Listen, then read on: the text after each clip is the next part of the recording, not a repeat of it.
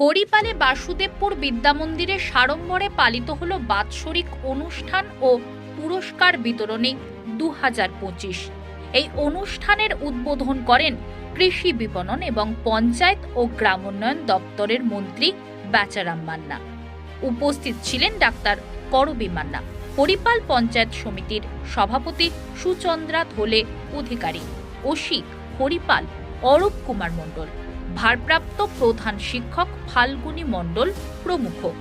নৃত্যগীতি, আবৃত্তি ও নাট্যানুষ্ঠান ছিল এই অনুষ্ঠানের প্রধান আকর্ষণ।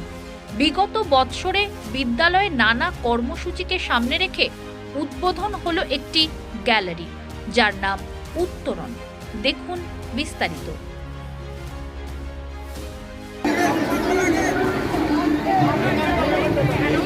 মাননীয় সভাপতি শ্রী স্বরূপ কুমার মিত্র মহাশয়, জোরে হাততালি। প্রিয় ছাত্রছাত্রীবৃন্দ, পুষ্পস্তবক সহযোগী মাননীয় মন্ত্রী সাহেবকে সম্বর্ধনা জ্ঞাপন করবেন আমাদের বিদ্যালয়ের মাননীয় ভারপ্রাপ্ত প্রধান শিক্ষক শ্রী। ফাইনালি যিনি কমার্শিয়াল ইন্ডাস্ট্রি পদ থেকে অবসর থাকো চলো রেডি।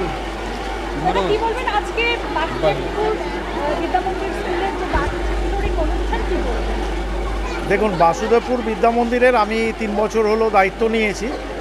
এই দায়িত্ব নেওয়ার পর থেকেই আমি চেষ্টা করেছি যে স্কুলের ছেলেমেয়েদের স্কুলের পড়াশোনার পাশাপাশি বাকি জিনিসগুলোতেও তাতে যাদের পারিপার্শ্বিক, তাদের সামাজিক কিছু শিক্ষা তারা নিতে পারে, তার জন্য বিভিন্ন রকম পরিকল্পনা সারা বছর আমরা কাজ করে থাকি।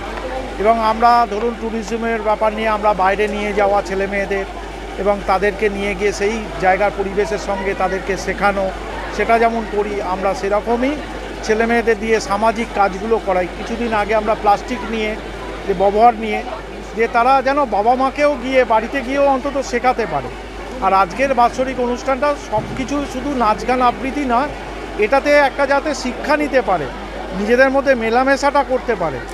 আর মোবাইলের যুগ, এখন সবাই মোবাইল নিয়ে ব্যস্ত হয়ে যাচ্ছে, সেই জায়গায় পারিপার্শ্বিক জ্ঞানগুলো যদি তারা অর্জন করতে পারে, সেটাই আমার মনে হয় প্রকৃত শিক্ষা দেওয়া যাবে।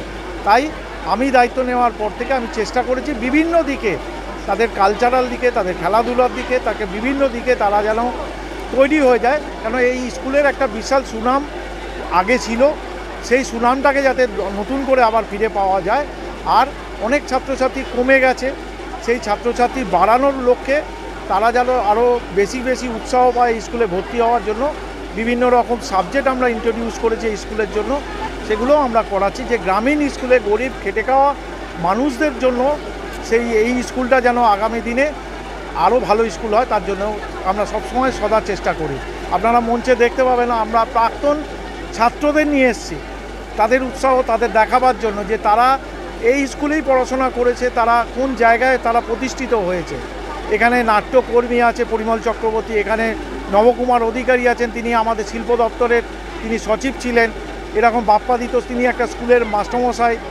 প্রধান শিক্ষকরা আছেন যারা এই স্কুল থেকেই পড়াশোনা করেছেন। নয়না দাস বলে একজন আছেন, সে ডাক্তার, এই স্কুলেই পড়াশোনা করে। এবং সবাই গরিবের ছেলেমেয়ে, সবচেয়ে বড় খুব গরিবের ছেলেমেয়ে। তাই এর পাশাপাশি মন্ত্রীর হাত দিয়ে দেখা গেল উত্তরণ উদ্বোধন। কি বিষয় হচ্ছে উত্তরণ হচ্ছে আমরা সারা বছর যে অ্যাক্টিভিটিসগুলো করি, সারা বছর যে কাজগুলো করি, সেই কাজগুলো তো মানুষ দেখতে পায় না, বা ছেলেমেয়েরা যদি অ্যাট এ গ্ল্যান্স